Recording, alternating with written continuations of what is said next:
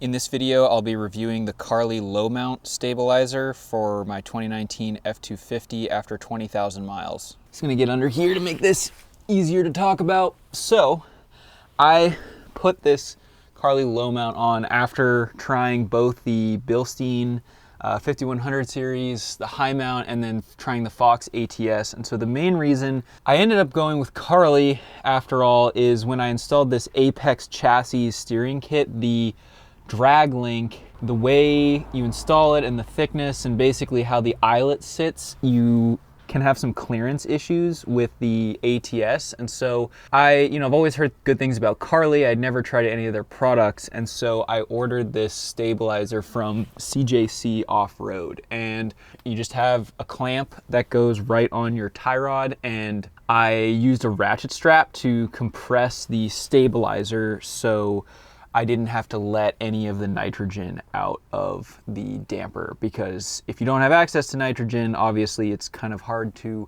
refill that in order to compress it. So you can attach a ratchet strap around this bolt down here and then hook it through the diff guard and use that to hold the stabilizer how you want it for the install.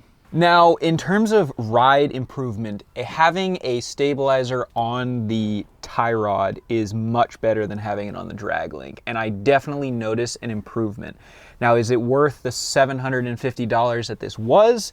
Honestly, I think you could still get the drag link, either the ATS or the normal Performance Series stabilizer from Fox, and as long as it's the through shaft one, you'll get damping in both directions and it will do a very good job. I think Carli makes sense if you know you're going to be running oversized tires or you're going up to something, like above a 35, and you really want that extra bit of control. It's a premium option. It comes with the diff guard. I am not running an upper steering stabilizer, so this low mount is doing all of the work to basically dampen the road feedback into my steering wheel. And it's well built. I mean, I'll show kind of the welds here that they have on this diff guard. I use my floor jack and I'll jack up the front end on the diff guard. All the bushings are good. I like Carli's quality a lot more than Fox. Like, Fox's bushings and joints were I always thought they were just junk. It's like they did everything well on the damper and then just kind of, I don't know, cheaped out on the final stretch, which is obviously unfortunate. Now, I want to be clear that my truck does not have a lift. It is stock ride height, so you can definitely use the low mount on a stock ride height truck. So if you're doing your build in pieces, it's totally fine to go ahead and get this, put it on your truck. You just have to make sure you get the right clamp size from Carli. They make a wider diameter clamp size for the Apex kit than they do for the Ford OEM steering.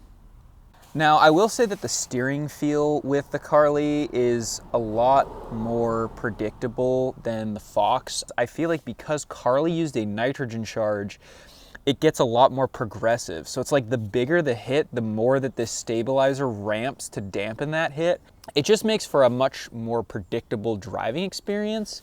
If there were any cons that I would mention about this stabilizer, I think the top one is the price, obviously. It's a very expensive premium option for these trucks, but it does a good job, and I think it's worth the money if you want to spend the money. The next thing I would say that is a little bit of a con that I encountered was that for the install, there's this bottom bushing that's kind of a spacer, and it was really difficult to get that in, but I just used a dead blow hammer and kind of tapped it in. But initially I didn't even think it was gonna fit. It was so snug. And I think Carli probably did that on purpose, just to try to get a really snug fit, but it was a lot more difficult than I thought it should have been. If you want the best of the best, definitely go with Carli. It's super predictable driving feel.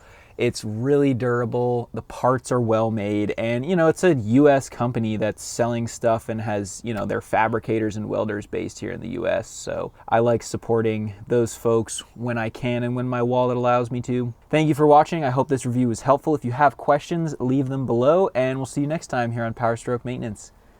Cheers.